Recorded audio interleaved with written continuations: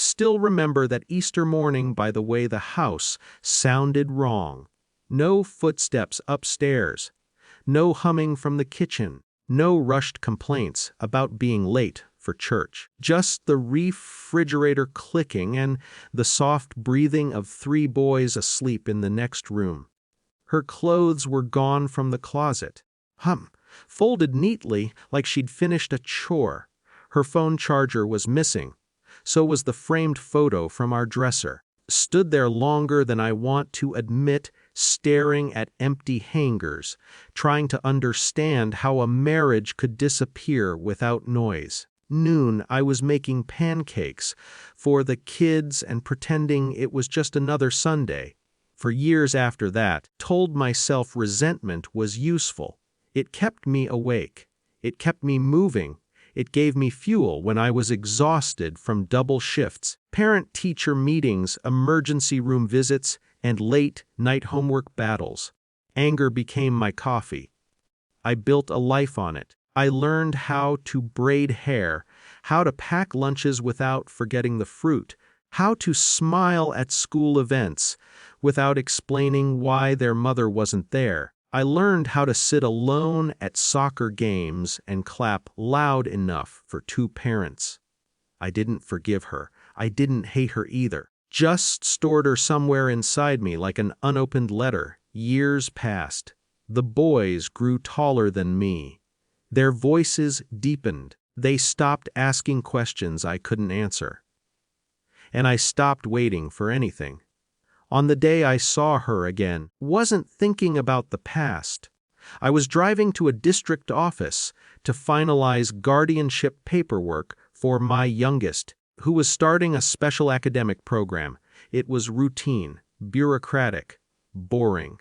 I parked, grabbed my folder, walked into the building without looking up. Then I heard my name. Not shouted. Spoken carefully. I turned. She stood near the reception desk, holding a purse too tightly, as if it might float away.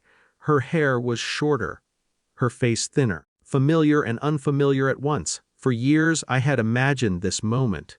In my imagination, she apologized or cried, explained everything. Sometimes I walked away dramatically. Sometimes I said something devastating and clever.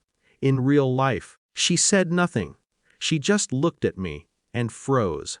I realized then that the woman in my head, the one who had chosen someone else over her family, no longer existed. This person in front of me looked tired, uncertain, almost small, feel victorious. I felt oddly calm. We stood there while people passed around us. Papers rustled. Phones rang. Finally, she whispered my name. I nodded. That's you," she said, as if confirming something to herself. "Yes," I replied. That was it. No accusations, no memories, no explanations. We walked to the same waiting area without planning to. She sat 2 chairs away. Our knees almost touched. I noticed her hands shaking slightly. I wondered briefly if I should say something kind. I realized I didn't know what that would be. A door opened. Mr. Salim. I stood. The administrator, a woman in her 40s with a clipboard and tired eyes, smiled at me. "Thank you for coming," she said. "We've reviewed everything. You've been the sole legal and practical guardian for over a decade. Your documentation is exemplary." She turned slightly, glancing at my ex-wife. For clarity, she continued, "Professionally, all parental authority in this matter remains with Mr. Salim. There are no shared responsibilities involved."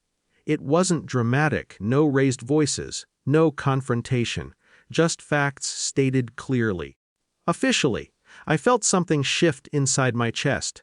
Not pride, relief, the kind that comes when something you carried alone for years is finally acknowledged.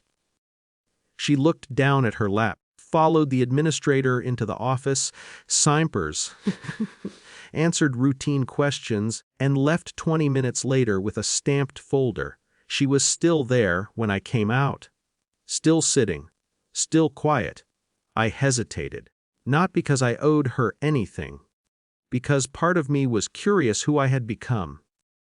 "I hope you're okay," she said softly. Wasn't an apology. It wasn't a confession.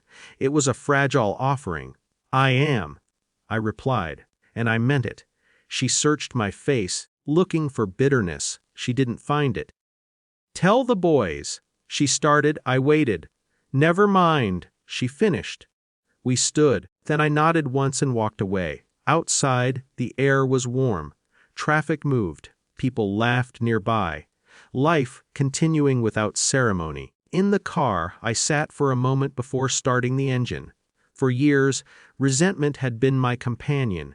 It had protected me, motivated me, justified my distance, but it had also kept part of me frozen in that Easter morning, standing in an empty closet, waiting for noise that never came. That day, I understood something quietly. Self-respect isn't loud. It doesn't demand apologies, doesn't need witnesses.